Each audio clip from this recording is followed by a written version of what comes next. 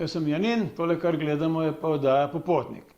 Tamle zadaj za mano vidite moje videoposnetke, tele konkretno so iz Južne Amerike in sicer smo pravkar s kombijem odpeljali iz mesta La Paz v Boliviji in se bomo dvignili na 6400 metrov, potem se bomo pa spustili v dolino na višino 1000 metrov, se pravi, kar precej višinske razlike. To je silno imenitna cesta, ena od najbolj znamenitih na svetu in se imenuje Camino de la Muerte, pot oziroma cesta smrti. Zakaj in kako, to vam bom razlagal kdaj drugič, ker tole sem danes dodal samo zaradi tega, da vam popestrim življenje. Pogovarjali se bomo pa danes o tem, kako je treba snemati. O fotografiji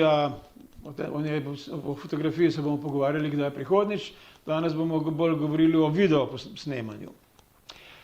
Opazili ste, da so telefoni vedno boljši in da pravzaprav sploh ni več treba imeti ne vem kakšne videokamere, ker so že telefoni za take enostavne posnetke kar precej dobri.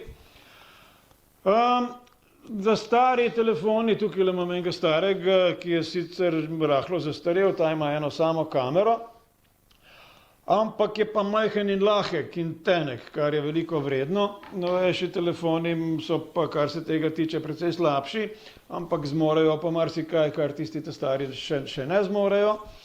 In imajo 3, 4 ali pa vsaj 2 kameri, večinoma, skoraj vsi ta novi. Zakaj? Zaradi tega, ker stare kamere imajo pač velik objektiv, ki prepušča veliko svetlobe in imajo zelo kvalitetne leče, ki izrišajo zelo ostro sliko. Poleg tega ima velik senzor, tokle velik, 24x36 mm ali pa za polovico manjšega, kar je pa še vedno veliko. Tele nesrečni senzorji tukaj v telefonu so pa velike, kakšne 3 do 4 mm, kar ni vse skupaj nič. Poleg tega tale objektiv ima spet samo par milimetrov in enostavno fizično ne more narediti take slike kot pri enem dobrem aparatu. No, ampak brihtni kot so pogruntali, da lahko napravijo več kamer, ki bojo potem kompenzirali vse tiste napake, ki jih imajo pač telefoni oziroma njihove kamere. Ampak ne se preveč zanašati na to, ker proizvajalci prav nemarno goljufajo. No, tale recimo ima 2 kameri, ne? In zdaj boš rekel, zakaj neki, pa boš rekel, mogoče pa druga popravlja tisto, kar je delala prva, pa mogoče doda kakšne dodatne informacije, ali pa mogoče sredino slike še bolj izostri, pa potem elektronsko združi obe 2 sliki, ki bo zaradi tega boljša.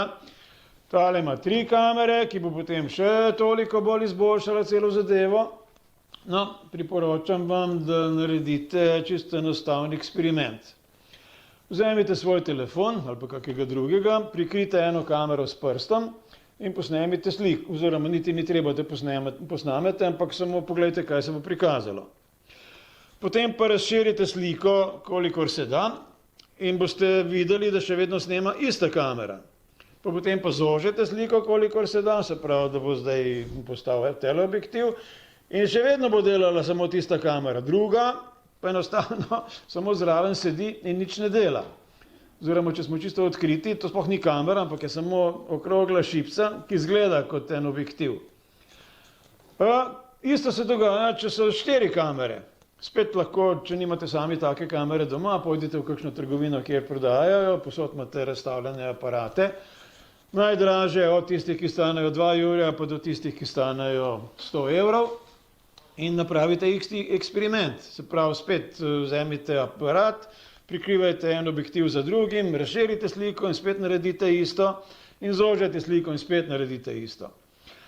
Res je, da pri najdražjih kamerah ponavadi delate 2 objektiva.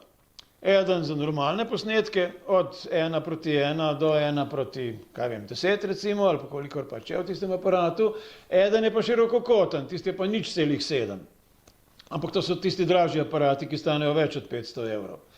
In še tam je tista manjša slika prekleto klavrna in če hočete to preveriti še malo bolj natančno, vzemite spet katerikoli aparat, prikrijte vse tiste objektive, razen tistega, za katerega mislite, da dela, posnemite sliko, potem pa odprite vse objektive, posnemite spet sliko in to v vseh variantah, široko, ozko in tako dalje.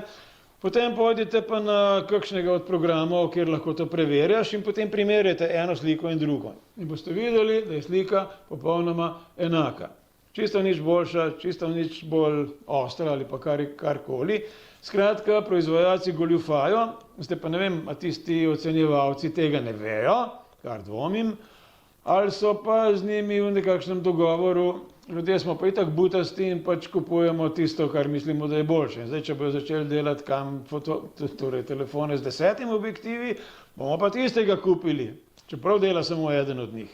Skratka, ne zanašajte se preveč na poštenost proizvajalca. Toliko za danes, kaj več pa prihodnjič. Lepo se imejte. Adijo.